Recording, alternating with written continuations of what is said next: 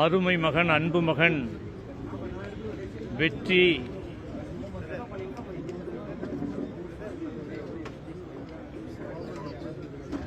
நம்மை விட்டு பிரிந்ததென்பது விதியின் விபரீதமாக நான் நினைக்கிறேன். போகவே வேண்டாம் என்று நான் சொன்னேன்.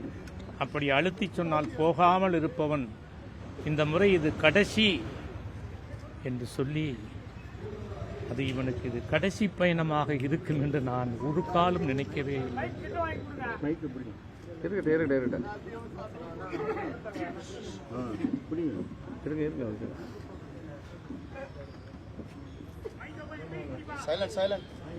இந்தியா முழுக்க, தமிழகம் முழுக்க ஆயிரக்கணக்கான மாணவர்கள் அரசு பணியில், அரசின் உயர் பதவிகளில், IAS, IPS, IRS போன்ற உயர் பதவிகளில் பணிபுரிகின்ற வாய்ப்பை பெற்ற அனைத்து மகன்களும் மகள்களும் இங்கே வந்திருக்கிறார்கள். என்னுடைய ஒரு மகன் போனாலும் எனக்கு பக்கபலமாக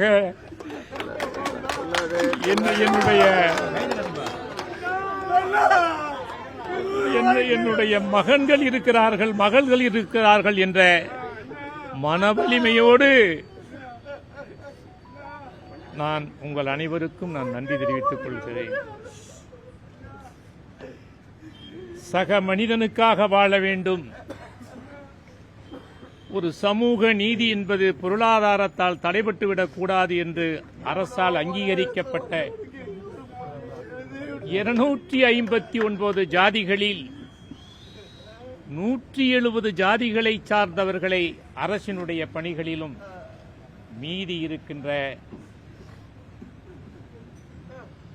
89 பிரிவுகளில் உள்ளவர்களை எல்லாம் அரசு பதவியில் அமர வைப்பதுதான் என்னுடைய ஒரே லட்சியம் என்று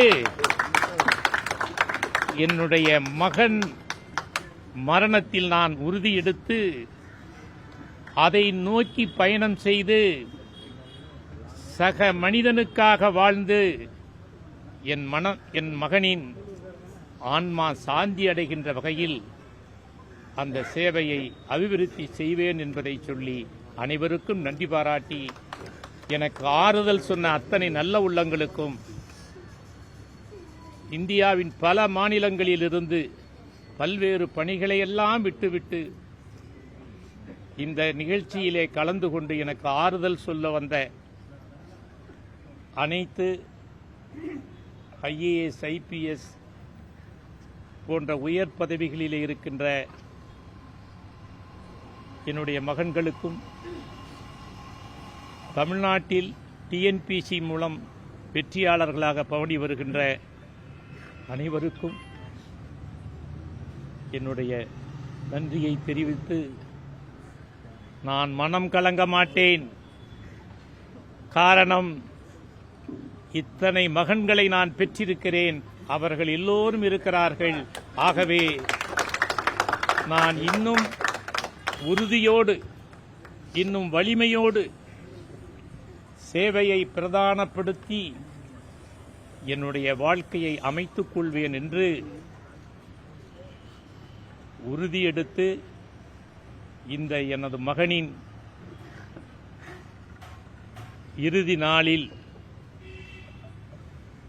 நான் சூளுரை கொண்டு அந்த பாதையிலே நான் பயணிக்கிறேன் என்பதை மாத்திரம் உங்கள் அனைவருக்கும் தெரிவித்து நன்றியோடு நீங்கள் எல்லாம் அக்கறை கொண்டு அன்பு கொண்டு இவ்வளவு நேரம் காத்திருந்து உங்களுடைய துக்கத்தையும் அனுதாபத்தையும் இரங்கலையும் தெரிவித்ததற்கு மீண்டும் ஒரு முறை நன்றி தெரிவித்துக் கொள்கிறேன்.